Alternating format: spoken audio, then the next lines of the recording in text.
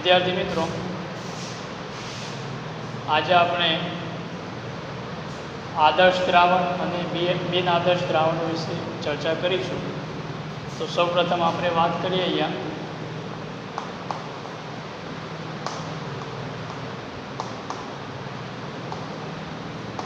આદર્શ દ્રાવણ।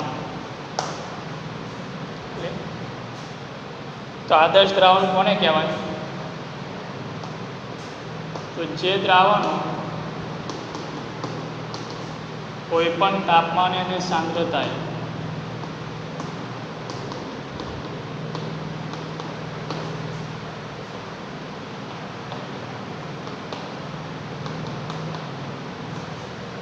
રાઉલ્ટના નિયમનું પાલન કરતા હોય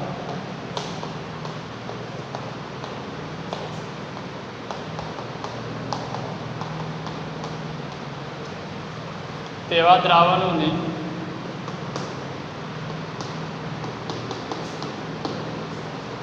આદર્શ દ્રાવણ કહે છે।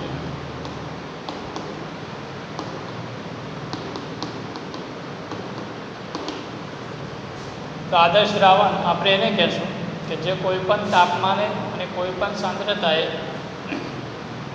રાઉલ્ટના નિયમનું પાલન કરતા હોય એવા જે દ્રાવણો છે એ દ્રાવણોને આપણે આદર્શ દ્રાવણો કહેશું। આદર્શ દ્રાવણની બીજી લાક્ષણિકતાઓ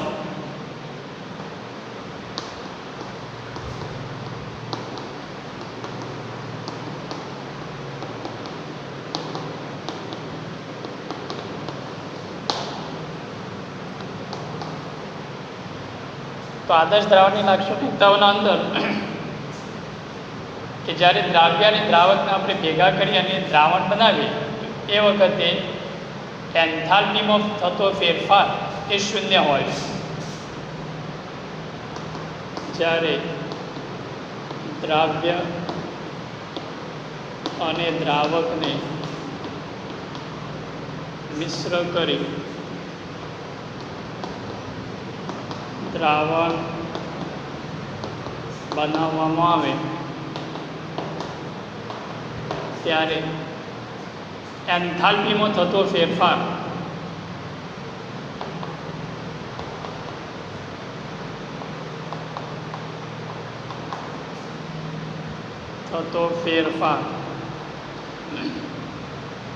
શૂન્ય હોય છે।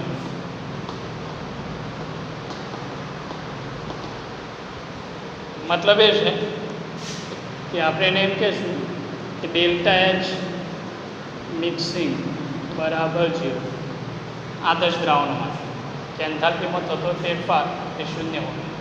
આપણે એમ પણ કહી શકીએ આના અંદર કે જ્યારે દ્રાવણ બને ત્યારે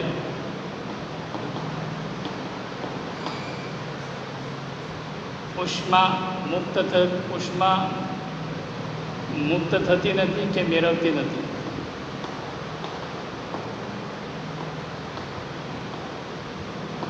કે શોષણ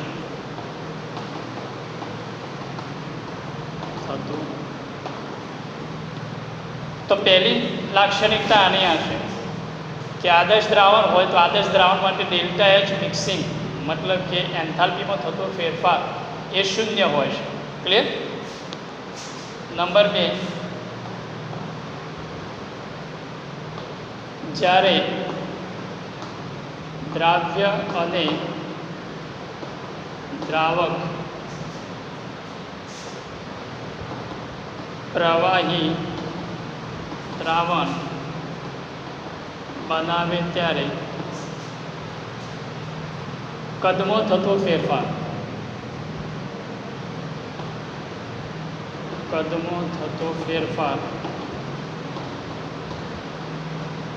શૂન્ય હોય છે। એટલે આપણે અહીંયા કહી શકીએ આદર્શ દ્રાવણ માટે બીજી લાક્ષણિકતા ડેલ્ટા વી મિક્સિંગ બરાબર 0। એટલે આપણે એના સંદર્ભમાં એમ કહી શકીએ કે દ્રાવણનું કદ એ દ્રાવ્ય અને દ્રાવકના કદના દ્રાવ્ય અને દ્રાવકના કદના સરવાળા બરાબર હોય છે.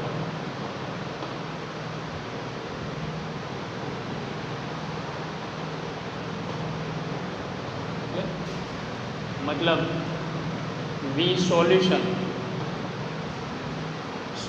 मतलब कि द्रावणનું કદ बराबर V द्राव्य वत्ता V द्रावण. तो आदर्श द्रावण માટે બીજી લાક્ષણિકતા હશે કે દ્રાવ્ય અને દ્રાવકનું જે કદ છે એ બંનેનો સરવાળો એ કોના બરાબર હોય છે? તો દ્રાવણના કદ બરાબર હોય છે, જેને આપણે કહી શકીએ ડેલ્ટા વી મિક્સિંગ, મતલબ કે કદમાં થતો ફેરફાર એ કેટલો હોય છે? તો 0 હોય છે. ક્લિયર?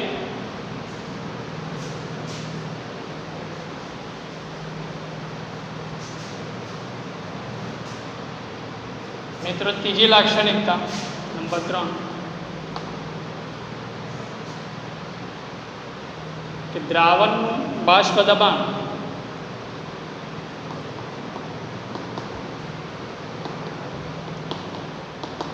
आदर्श द्रावण में प्रायोगिक बाष्प दबाण, मतलब આપણે એમ લખીએ કે બાષ્પ દબાણનું પ્રાયોગિક મૂલ્ય અને રાઉલ્ટના સૂત્ર પરથી ગણતરી કરી મેળવેલું સૈદ્ધાંતિક મૂલ્ય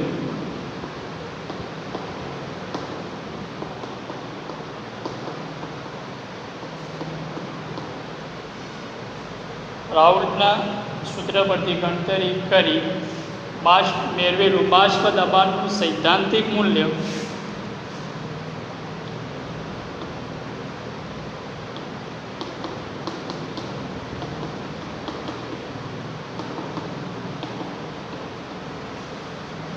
સમાન હોય છે.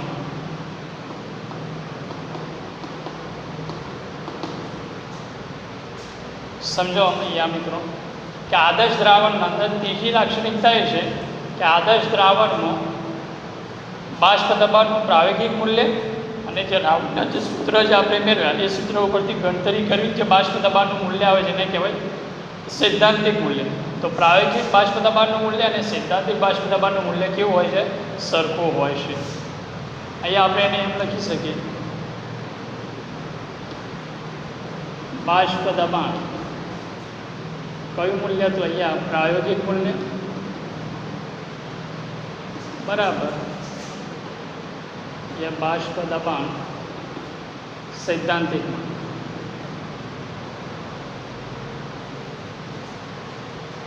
मतलब कि सैद्धांतिक बाष्प दबाण मूल्य और प्रायोगिक बाष्प दबाण मूल्य समान हो तो ये द्रावण आदर्श द्रावण बनावशे. क्लियर?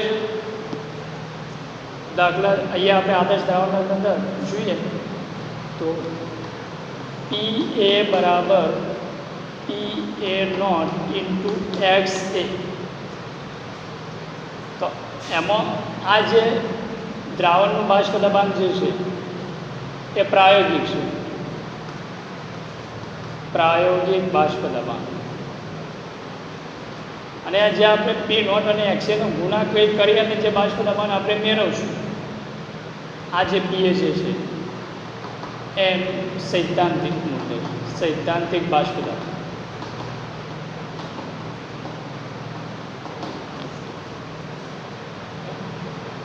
तो आदर्श द्रावणों अंदर PA बराबर PA0 इंटू XA. PA शू है कि प्रायोगिक बाष्प दबाण मूल्य है और PA0 इंटू XA शू है कि आ बंने वेल्यू आपी हशे तो आपणे केल्क्युलेट करी अने मेळवीशुं बाष्प दबाण तो एने आपणे कहीशुं सैद्धांतिक बाष्प दबाण. तो आदर्श द्रावण में PA बराबर PA0 इंटू XA ए रीते हूँ बीजो अहींया लखी सकूँ PB बराबर PB0 इंटू XB. आ जे छे ए मतलब कि प्रायोगिक बाष्प दबाण है आ क्यों है तो आ सैद्धांतिक है. क्लियर? ए रीते आपणे P टोटल माटे लखी सकीए P टोटल बराबर PA प्लस PB. आ जे कुल बाष्प दबाण जे छे प्रायोगिक है આ જે બાષ્પ દબાણ છે આપણે કેલ્ક્યુલેટ કરીને લાવશું એટલે આ બાષ્પ દબાણ સૈદ્ધાંતિક છે. તો આ પોઈન્ટ છે, મતલબ કે આદર્શ દ્રાવણોના અંદર પ્રાયોગિક બાષ્પ દબાણનું મૂલ્ય અને સૈદ્ધાંતિક બાષ્પ દબાણનું મૂલ્ય સરખા હોય છે. માટે રાઉલ્ટના નિયમ, રાઉલ્ટના સૂત્ર PA બરાબર આદર્શ દ્રાવણો માટે PA બરાબર PA નોટ ઇન્ટુ XA થશે, PB બરાબર PB નોટ ઇન્ટુ XB થશે અને P ટોટલ બરાબર PA પ્લસ PB થશે. જો બિન આદર્શ દ્રાવણ હશે, જેને આપણે બિન આદર્શ દ્રાવણની વાત કરીશું, તો ત્યાં આપણે આ રીતે વર્ણન કરીશું કે PA not equal to PA not into XA, મતલબ આ બાષ્પ દબાણ કોનું? આ પ્રાયોગિક બાષ્પ દબાણ દ્રાવણનું, અને આ સૈદ્ધાંતિક બાષ્પ દબાણનું મૂલ્ય સરખું નથી એવા દ્રાવણને બિન આદર્શ દ્રાવણ કહેવાય. અને પ્રાયોગિક મતલબ કે બાષ્પ દબાણનું મૂલ્ય અને સૈદ્ધાંતિક બાષ્પ દબાણનું મૂલ્ય સરખું હોય તો એને આપણે કયા દ્રાવણો કહેશું? આદર્શ દ્રાવણો કહેશું. તો આદર્શ દ્રાવણ માટે આપણે કહી શકીએ કે પ્રાયોગિક બાષ્પ દબાણ બરાબર સૈદ્ધાંતિક બાષ્પ દબાણ. માટે આદર્શ દ્રાવણ માટે આ સૂત્ર છે PA બરાબર PA નોટ ઇન્ટુ XA. આ જે બાષ્પ દબાણ છે એને આપણે પ્રાયોગિક બાષ્પ દબાણ કહેશું, અને આ બંને જે વેલ્યુ મૂકીને આપણે કેલ્ક્યુલેટ કરી લાવશું એને સૈદ્ધાંતિક કહેશું. એટલે આને અંગ્રેજીમાં ઓબ્ઝર્વ વેપર પ્રેશર કહેવાય છે, મતલબ કે પ્રાયોગિક બાષ્પ દબાણ. અને સૈદ્ધાંતિકને આપણે કહેશું કેલ્ક્યુલેટ વેપર પ્રેશર કહેશું, મતલબ કે ગણતરી કરી અને મેળવેલું હોય. એ બંનેના બાષ્પ દબાણ સમાન થાય તો એ દ્રાવણ કયું બનાવશે? તો આદર્શ દ્રાવણ બનાવશે. ક્લિયર છે?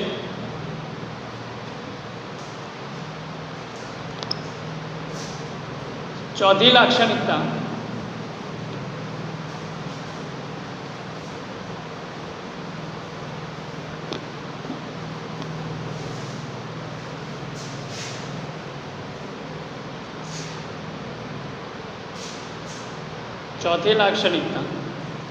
દાખલા તરીકે અહીંયા એક પાત્ર હું લઉં,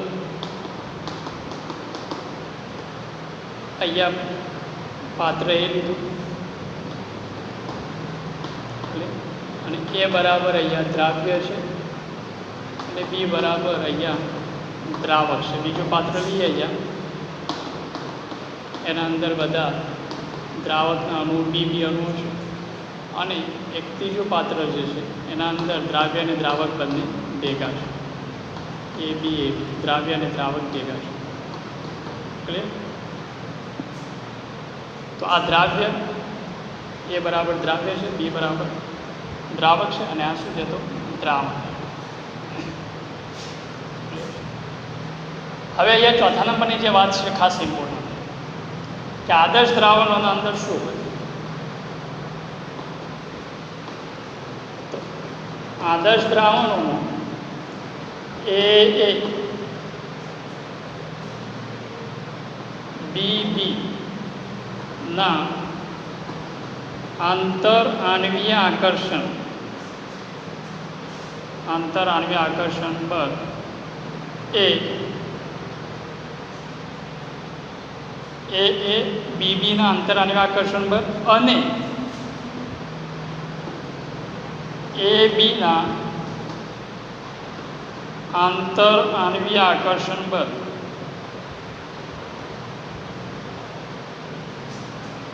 સમાન હોય છે, તો સરખા હોય, લગભગ સરખા હોય છે.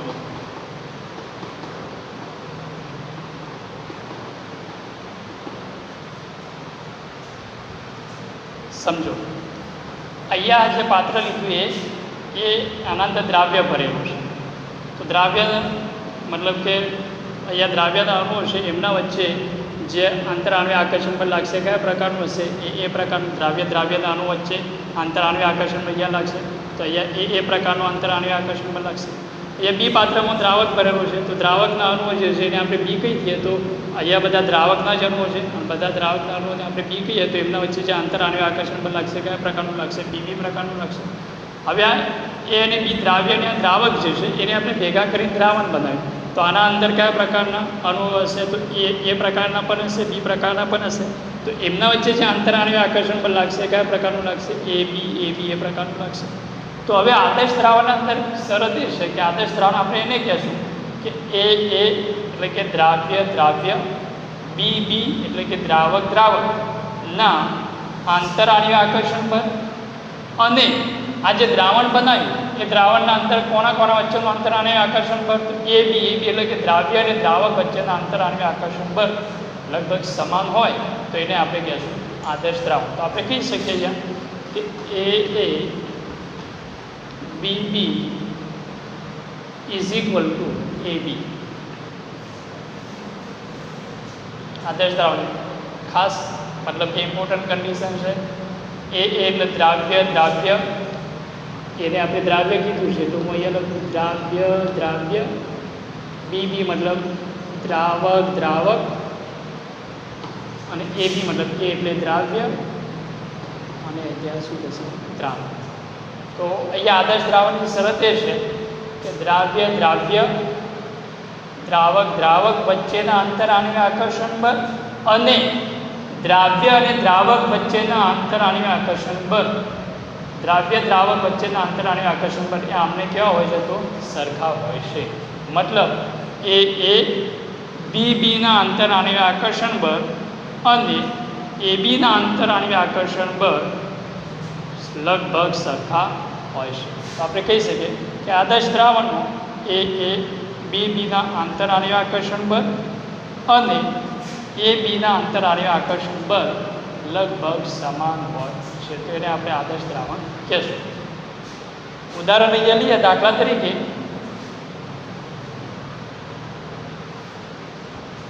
અહીંયા એ વચ્ચેની ઉર્જા છે 30 જૂલ, અહીંયા 30 જૂલ. એ વચ્ચેનું અંતર આણ્વિક આકર્ષણ બળ મતલબ કે 30 જૂલ વચ્ચે અને બી બી જે છે એના વચ્ચે અહીંયા 40 જૂલ, અહીંયા 40 જૂલ. તો અહીંયા એ બીનું કેટલું થશે તો આનું 30 જૂલ અને આનું કેટલું થશે 40. તો આદર્શ દ્રાવણ ગણાશે કે એ એમને વચ્ચે આંતર આણ્વિક આકર્ષણ બળનું મૂલ્ય 30 જૂલ, બી બી વચ્ચેનું 40 જૂલ. આ બંનેને ભેગા કરી અને જ્યારે દ્રાવણ બનાવ્યું તો એ દ્રાવણના આંતર આણ્વિક આકર્ષણ બળ એ બી કરતાં પછી કેટલું 30 જૂલ અને 40 જૂલ હોય તો આપણે એને શું કહેશું આદર્શ દ્રાવણ. તો 4 કન્ડિશનો ક્લિયર થઈ ગઈ. તો આદર્શ દ્રાવણના અંદર એ મતલબ કે દ્રાવ્ય દ્રાવ્ય દ્રાવક દ્રાવક ના અંતર આણ્વિક આકર્ષણ બળો અને દ્રાવ્ય અને દ્રાવક મતલબ એ બી ના આંતર આણ્વિક આકર્ષણ બળો લગભગ સમાન હોય છે.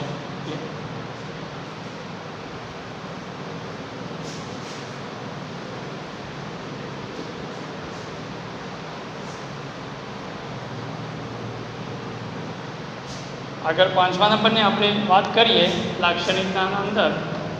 તો આદર્શ દ્રાવણોમાં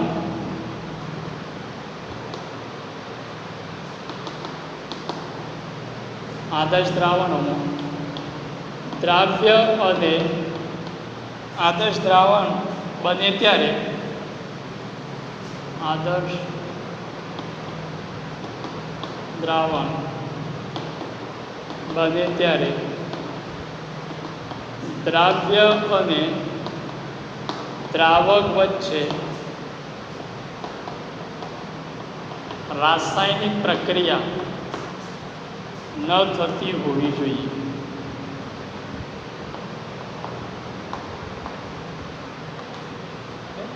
કે જ્યારે આદર્શ દ્રાવણ બનાવીએ આપણે તો એ દ્રાવણ અંદર જે દ્રાવ્ય અને દ્રાવક આપણે ઉમેર્યા છે એમના વચ્ચે કોઈ રાસાયણિક પ્રક્રિયા થાય નહીં તો એને જ આપણે કહીશું આદર્શ દ્રાવણ. દાખલા તરીકે અહીંયા દ્રાવ્ય, અહીંયા દ્રાવક, અહીંયા દ્રાવણ એટલે તો હું અહીંયા દ્રાવ્ય તરીકે સપોઝ અહીંયા લઈ લઉં એમોનિયા NH3 અને દ્રાવક તરીકે અહીંયા પાણી લઉં તો આ બંનેનું હું દ્રાવણ બનાવું. તો જ્યારે આમનું દ્રાવણ બનાવવામાં આવશે તો આમના વચ્ચે તો રાસાયણિક પ્રક્રિયા થાય છે બનાવે છે NH4OH.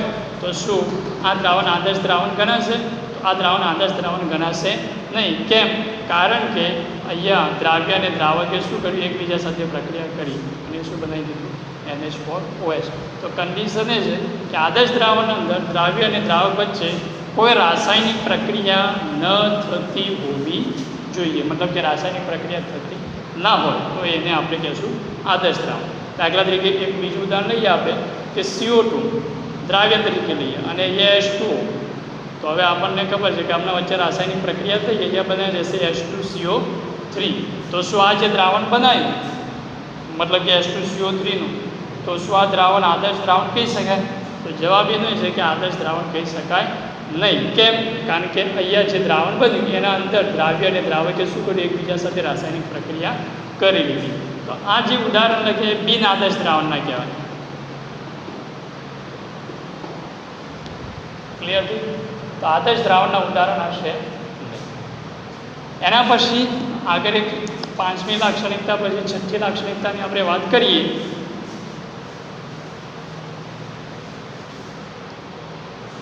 તો આદર્શ દ્રાવણના અંદર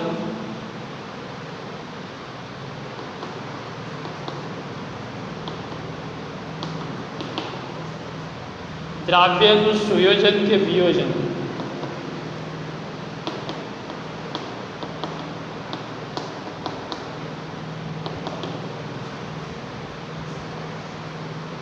ન થાય, ન થતું હોવું જોઈએ. મતલબ કે સુયોજન કે વિયોજન થવું જોઈએ નહીં. આદર્શ દ્રાવણમાં દ્રાવ્યનું સુયોજન કે વિયોજન થવું ન જોઈએ. એટલે દાખલા તરીકે NaCl છે દ્રાવ્ય તરીકે, તો NaClનું તો વિયોજન થઈ જાય પાણીની અંદર અને Na પ્લસ અને Cl માઇનસ બનાવી દેશે. તો શું એ આદર્શ દ્રાવણ બનાવશે કે ના? કારણ કે અહીંયા તો ડિસોસિએટ થઈ ગયા, મતલબ કે અહીંયા વિયોજન થઈ ગયું Na પ્લસ અને Cl માઇનસનું. કન્ડિશન શું છે કે સુયોજન કે વિયોજન થતું ન હોવું જોઈએ. પોઈન્ટ ધ્યાન રાખજો, ના થાય એને જ આપણે આદર્શ દ્રાવણ કહેશું. દાખલા તરીકે H2SO4 અને પાણી લીધું, એનું દ્રાવણ બનાવ્યું એક્વસ મીડિયમના અંદર, તો શું આદર્શ દ્રાવણ બનાવશે કે નહીં? કારણ કે H2SO4 જે છે એ પાણીની અંદર આયનીયકરણ થઈ અને 2H પ્લસ અને SO4 2 માઇનસ બનાવી દેશે. મતલબ અહીંયા શું થઈ જાય છે? વિયોજન થઈ જાય છે. અહીંયા પણ શું થાય છે? વિયોજન H2ની હાજરીમાં. તો શું આ આદર્શ દ્રાવણ બનાવશે કે આ આદર્શ દ્રાવણ બનાવશે નહીં? કારણ કે દ્રાવ્યનું શું થઈ જાય છે? વિયોજન. અને આપણી શરત એ છે કે આદર્શ દ્રાવણના અંદર દ્રાવ્ય જે હોય એનું સુયોજન પણ ના થવું જોઈએ અને વિયોજન પણ થવું જોઈએ નહીં. તો આ થઈ ગયું સુયોજન મતલબ કે વિયોજનનું ઉદાહરણ. ક્લિયર? સુયોજનની આપણે વાત કરીએ તો એસિટિક એસિડ CH3, ક્લિયર? તો CH3 અહીંયા એસિટિક એસિડ, તો એસિટિક એસિડનું બેન્ઝીનના અંદર દ્રાવણ બનાવવામાં આવે. ક્લિયર? એસિટિક એસિડને બેન્ઝીનમાં ઉમેરી દ્રાવણ બનાવવામાં આવે તો શું થશે? તો એસિટિક એસિડ જે છે એનું અહીંયા હાઇડ્રોજન બંધ બનશે અને એસિટિક એસિડનું સુયોજન થઈ જશે. આ જે ઉદાહરણ છે સુયોજન. તો શું એસિટિક એસિડ બેન્ઝીનના અંદર જે દ્રાવણ બનાવવામાં એસિટિક એસિડનું બેન્ઝીનમાં જે દ્રાવણ બનાવવામાં આવે છે એ આદર્શ દ્રાવણ આપણે કહી શકીએ? તો એનો જવાબ એ છે કે એને આપણે આદર્શ દ્રાવણ કહી શકતા નથી. કારણ કે એસિટિક એસિડ જે છે CH3COOH જે છે એ બેન્ઝીનના અંદર જ્યારે ઉમેરવામાં આવે છે ત્યારે એ ડાયમર બનાવે છે. મતલબ કે બે એસિટિક એસિડના અણુઓ સુયોજન થઈ અને ડાયમર બનાવે છે. અને આદર્શ દ્રાવણ માટે આપણે કહીએ છીએ કે સુયોજન ના થતું હોય તો જે આદર્શ દ્રાવણ કહી શકાય. તો ટૂંકમાં આપણે કહી શકીએ કે આદર્શ દ્રાવણ એ છે કે જેના અંદર દ્રાવ્યનું સુયોજન કે વિયોજન ન થતું હોય.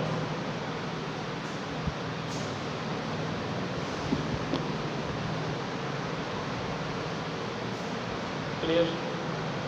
અહીંયા એક પોઈન્ટ છે નોંધ. આદર્શ દ્રાવણો મેળવવા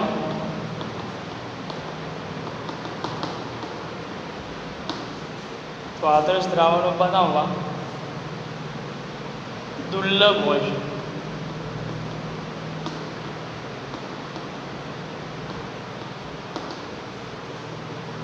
એમ છતાં પણ મતલબ કે જ્યારે દ્રાવ્ય અને દ્રાવકનો સ્વભાવ સમાન હોય તો તે આદર્શ દ્રાવણ બનાવે છે.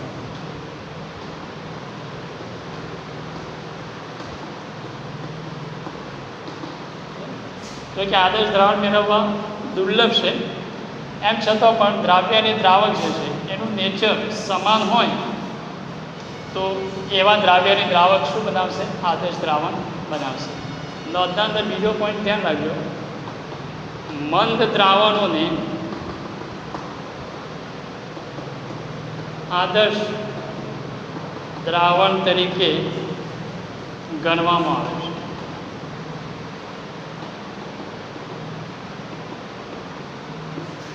ધ્યાન રાખજો કે મંદ દ્રાવણો જે છે એને આદર્શ દ્રાવણ તરીકે ગણવામાં આવે છે. ક્લિયર છે? આના પછી આપણે આદર્શ દ્રાવણ માટે તો ગ્રાફ દોરીએ તો રાઉલ્ટના નિયમનું પાલન કરે છે, માટે રાઉલ્ટના નિયમનો જે ગ્રાફ છે એ ગ્રાફ અહીંયા આદર્શ દ્રાવણો માટે પણ બનશે. તો હું અહીંયા પીબી ગ્રેટર દેન પીએ માટેનો ગ્રાફ જે આપણે આગળ જોઈ ગયા છે એનો ફરીથી અહીંયા દોરી દઈએ એ ટોપિકના અંદર, મતલબ 7મા નંબરના પોઈન્ટના અંદર એને આપણે લખી દઈએ આ રીતે. અહીંયા એક્સ એ બરાબર 1, એક્સ બી બરાબર 0, એક્સ એ બરાબર 0, એક્સ એ બરાબર 1. અહીંયા બાષ્પ દબાણ, ક્લિયર?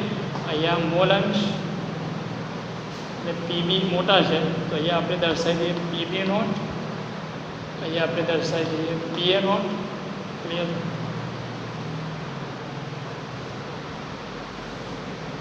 અહીંયા પી ટોટલ બરાબર પીએ વત્તા પીબી, અહીંયા પીએ અહીંયા થશે પીબી, પીબી નોટ કોના બરાબર હશે? પીબી બરાબર is equal to P total.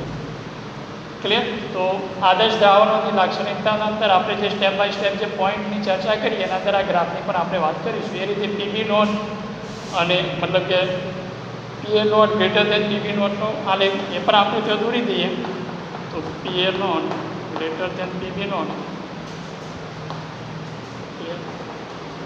X A બરાબર 1 છે, અહીંયા એક્સ બી બરાબર 0 છે, અહીંયા એક્સ એ બરાબર 0 છે, ક્લિયર? અહીંયા મોલ અંશ છે, અહીંયા બાષ્પ દબાણ.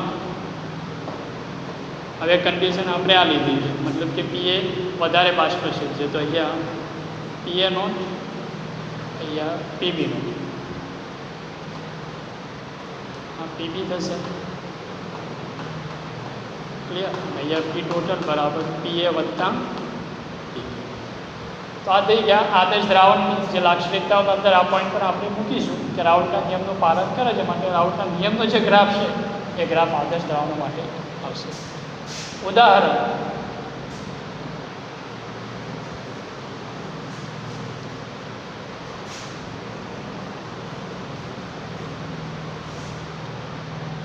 તો ઉદાહરણના અંદર આદર્શ દ્રાવણોના ઉદાહરણ N-હેક્સેન, N-હેપ્ટેન, બેન્ઝીન, ટોલ્યુઇન, બ્રોમોઇથેન, ક્લોરોઇથેન. તો આ મતલબ કે આદર્શ દ્રાવણોના ઉદાહરણ છે કે જેમાં દ્રાવ્યની દ્રાવણનું નેચર સમાન હોય તો એ બનાવશે જનરલી, બાકી આ મેળવવા મુશ્કેલ હોય. N-હેક્સેન, N-હેપ્ટેન, બેન્ઝીન, ટોલ્યુઇન, બ્રોમોઇથેન, ક્લોરોઇથેન. ક્લિયર છે? એ સિવાય આપણે લખવું હોય બીજું ઉદાહરણ તો ક્લોરોબેન્ઝીન, ફ્લોરોબેન્ઝીન.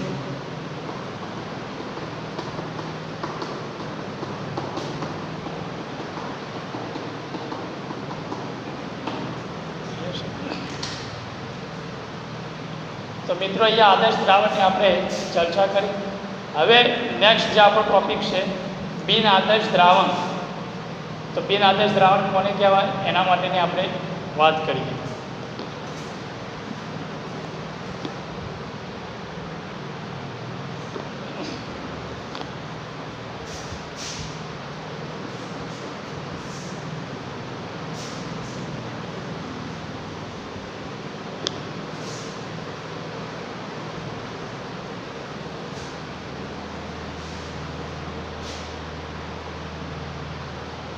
બિન આદર્શ દ્રાવણ.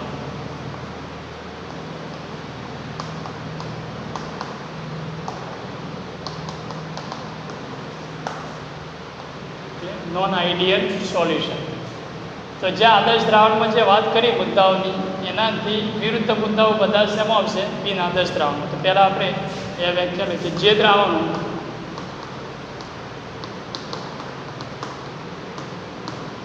કોઈપણ તાપમાને અને દબાણે રાઉલ્ટના નિયમનું પાલન ન કરતા હોય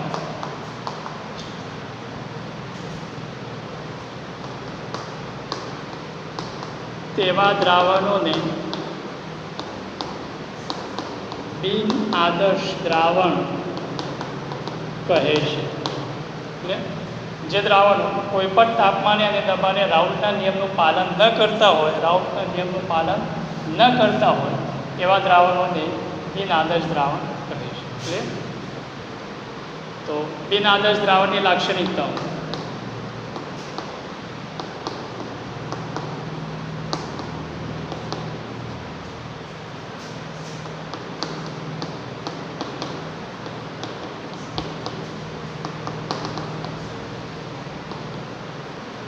તો પહેલી લાક્ષણિકતા એ છે કે જ્યારે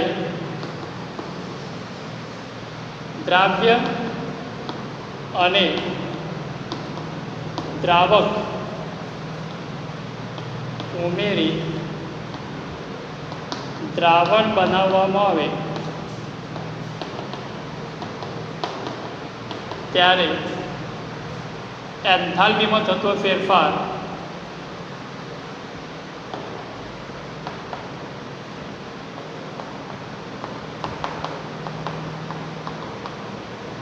શૂન્ય ના હોય.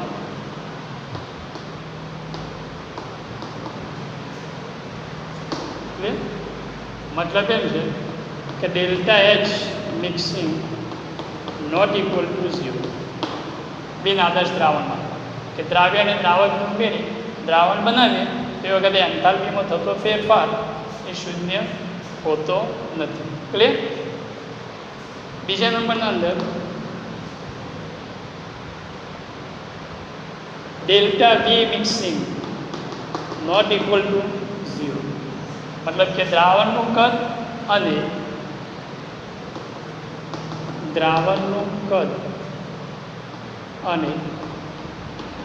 દ્રાવ્ય અને દ્રાવકના કદનો સરવાળો અને દ્રાવકના કદનો સરવાળો સમાન હોતા નથી. મતલબ એ છે કે વી દ્રાવણનું કદ બરાબર વી દ્રાવ્ય વત્તા વી દ્રાવક નોટ ઇક્વલ. મતલબ કે દ્રાવણનું જે કદ જે છે વોલ્યુમ જે દ્રાવણનું છે એ અને દ્રાવ્ય અને દ્રાવકનો કદનો જે સરવાળો છે એ સરખો હોતો નથી, જેને આપણે કહીશું delta V mixing not equal to 0. Clear? ત્રીજા નંબરનો પોઈન્ટ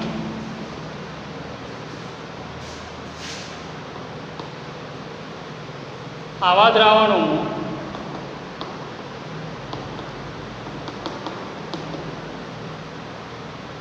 પ્રાયોગિક બાષ્પ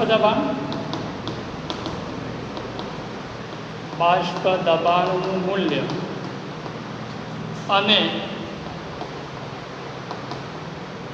સૈદ્ધાંતિક બાષ્પ દબાણનું મૂલ્ય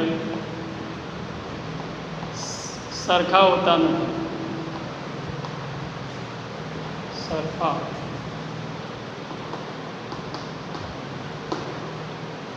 મતલબ એમ કહે છે કે અહીંયા બાષ્પ દબાણ કયું કે બાષ્પ દબાણ અહીંયા પ્રાયોગિક નોટ ઇક્વલ ટુ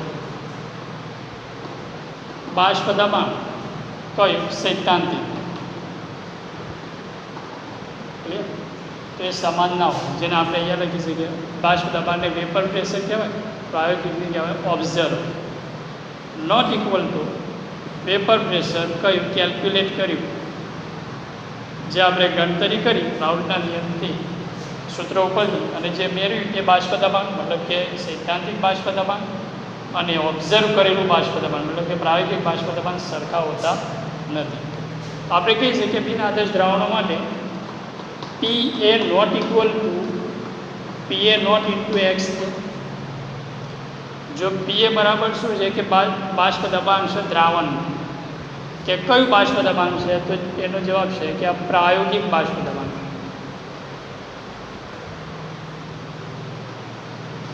એટલે પીએ નોટ ઇન્ટુ એક્સ એ શું છે કે એ પણ પીએ જ છે, પણ એ કયું બાષ્પ દબાણ છે કે સૈદ્ધાંતિક બાષ્પ દબાણ છે.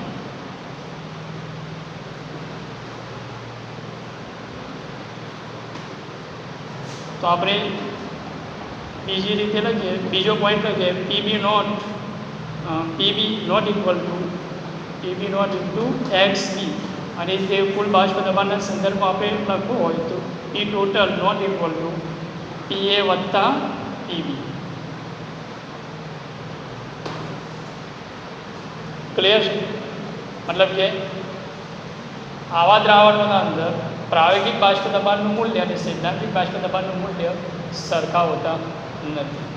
ક્લિયર થઈ ગયો પોઈન્ટ? એના પછી વાત કરીએ આપણે આગળ ચોથા નંબરના અંદર.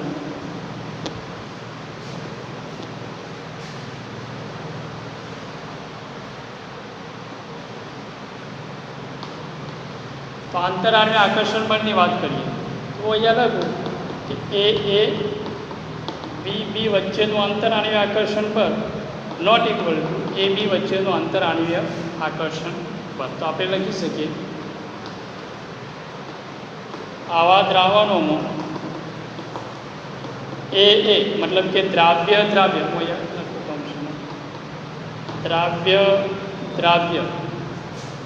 કોમા બી તરીકે આપણે દ્રાવક લીધું, તો અહીંયા દ્રાવક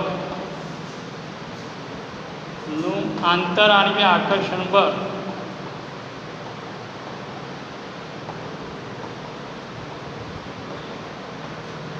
અને એ બી એટલે અહીંયા દ્રાવ્ય અને બી એટલે દ્રાવક ના આંતરાણ્વીય આકર્ષણ પર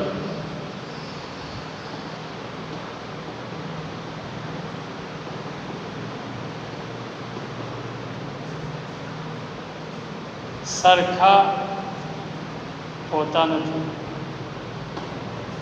મતલબ આવા દ્રાવણોમાં એ અને બીનું આંતરાણ્વીય આકર્ષણ બળ અને એબીના આંતરાણ્વીય આકર્ષણ બળ સરખા ન હોય, તો સરખા હોતા. ક્લિયર? એ અને બીનું આંતરાણ્વીય આકર્ષણ બળ અને એબીનું આંતરાણ્વીય આકર્ષણ બળ એ સમાન હોતા નથી. એનો મતલબ એ છે કાં તો આનું આંતરાણ્વીય આકર્ષણ બળ વધારે હશે અને આનું ઓછું હશે, અને બીજો કેસ એ બનશે કાં તો આનું આંતરાણ્વીય આકર્ષણ બળ વધારે હશે અને આનું કેવું હશે? ઓછું હશે. જે આપણે વાત કરીશું બિન આદર્શ દ્રાવણોના અંદર પણ બે પ્રકારના દ્રાવણો છે. બિન આદર્શ દ્રાવણોમાં ધન વિચલન, રાઉટના નિયમથી ધન વિચલન ધરાવતા બિન આદર્શ દ્રાવણો અને રાઉટના નિયમથી ઋણ વિચલન ધરાવતા બિન આદર્શ દ્રાવણો. એના અંદર આપણે વાત કરીશું કે આમાંથી કોનું વધારે હોય છે, કોનું ઓછું હોય છે, એની વાત આપણે કરીશું. પણ અત્યારે બિન આદર્શ દ્રાવણમાં આપણે એટલો પોઈન્ટ ક્લિયર હોવો જોઈએ કે અહીંયા એ અને બીબી વચ્ચેનું આંતરાણ્વીય આકર્ષણ બળ અને એબીનું આંતરાણ્વીય આકર્ષણ બળ આનું અને આમનું સરખું હોતું નથી.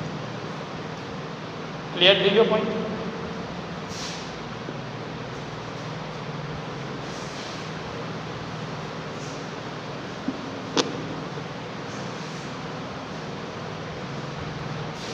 આપણે આગળ વાત કરીએ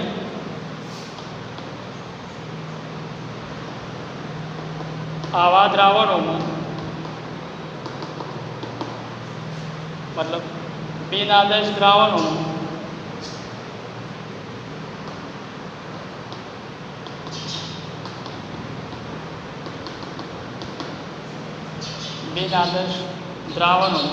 દ્રાવ્ય અને દ્રાવક વચ્ચે રાસાયણિક પ્રક્રિયા થતી હોય.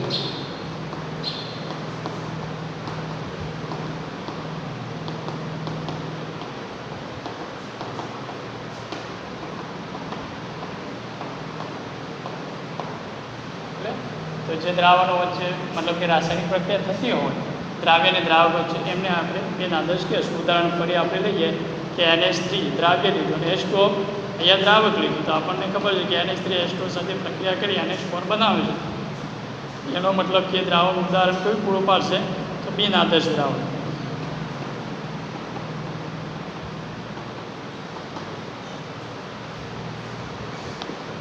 એક પોઈન્ટ અહીંયા આપણે બિન આદર્શ દ્રાવણોમાં દ્રાવ્ય સુયોજન અને વિયોજન થતું હોય છે.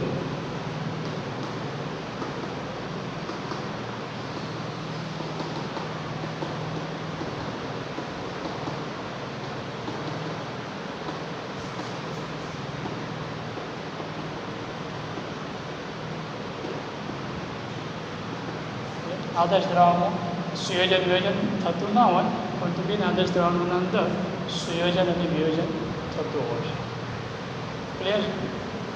કેટલાક ઉદાહરણ લખીએ આપણે. એસિટોન એનિલિન,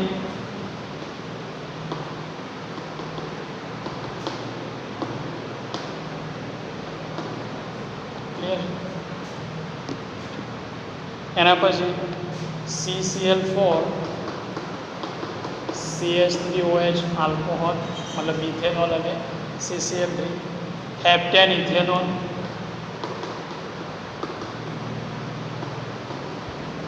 એના ઉદાહરણો. તો મિત્રો અહીંયા ચર્ચા કરી આદર્શ દ્રાવણ અને બિન આદર્શ દ્રાવણ કોને કહેવાય અને આદર્શ દ્રાવણ અને બિન આદર્શ દ્રાવણની લાક્ષણિકતાઓ કઈ કઈ છે એના વિશે આપણે વાત કરી. એટલે હવે આપણે બિન આદર્શ દ્રાવણ જે છે એના પણ બે પ્રકાર પડે છે. એક પ્રકાર છે રાઉલ્ટના નિયમથી ધન વિચલન ધરાવતા બિન આદર્શ દ્રાવણો અને રાઉલ્ટના નિયમથી ઋણ વિચલન ધરાવતા બિન આદર્શ દ્રાવણો, જેને આપણે નેક્સ્ટ ચર્ચા કરીશું.